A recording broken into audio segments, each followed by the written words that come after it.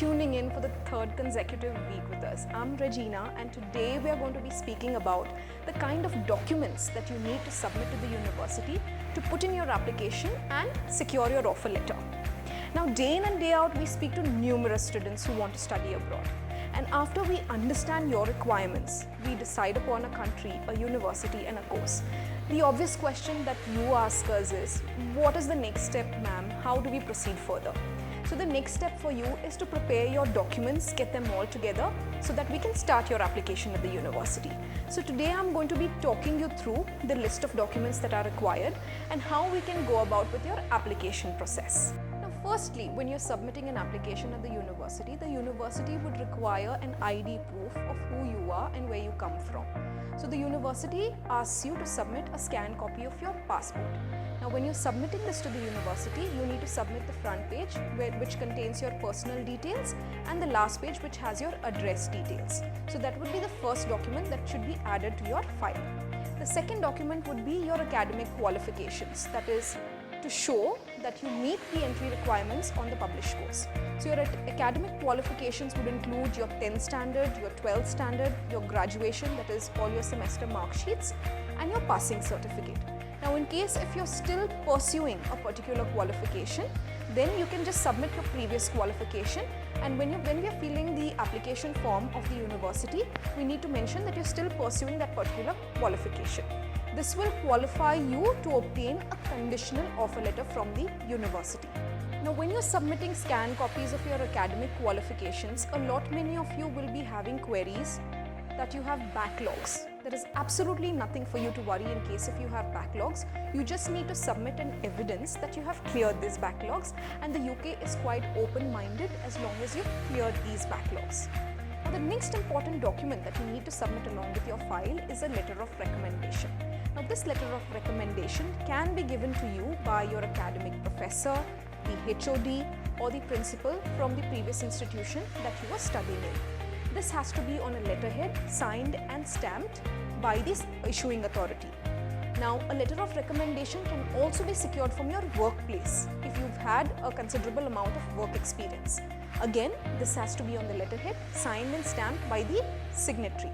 The next important document what you need to submit is your statement of purpose. Now a statement of purpose is your chance to explain who you are, what your academic background is like, what are your hobbies, why you've chosen this particular course, what are your future goals, and how this course will help you basically bridge the gap between your present and your future. You also need to mention the reasons why you've chosen the particular country where you'll be studying, and you will also have to provide an explanation of why you've chosen this university and how this course will help you get closer to your future goals. So a statement of purpose is nothing, but it will help you make or break your application. So do take the time to write a personal statement. You can refer to a lot of online resources or guides that are available online, but please make sure that you do not copy any of this content because plagiarism is not accepted. A personal statement, as it states, is something very personal and should explain who you are and bring out how you can be an asset to the university. Now the next important document what you need to submit is your evidence of your English language. Now this can be in the form of your IELTS, your TOEFL, PTE, it could be your Cambridge English exam as well. Now this depends upon university to university what kind of English language requirements they accept. Now again, this information is available on the university website under the course requirements. In order to give a structure to your entire application, some of the universities also require you to submit a CV along with your application. This CV is not for a job purpose. You need to keep this in mind. It is, to get you into the university.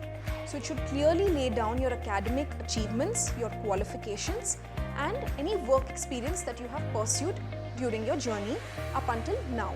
In case if you have any gaps in your between your educational qualifications, they should be clearly laid down. So the university has an idea of what your journey has been all through these years. Certain professional courses require you to submit a portfolio at the time of your application.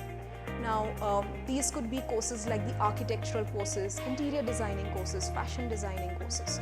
So as per the requirements of the university, we will also have to submit a portfolio.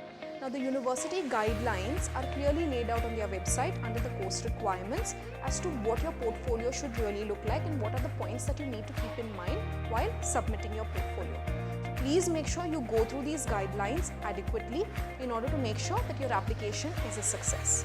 So that's all about the documents that you need to submit, to secure your offer letter at the university. I hope this video was helpful.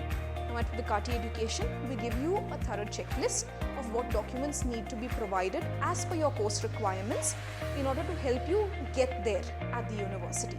Do like, share and subscribe if you've liked our video today, and if you want us to cover any specific topics, do mention that in the comment section below. Thank you so much and cheers.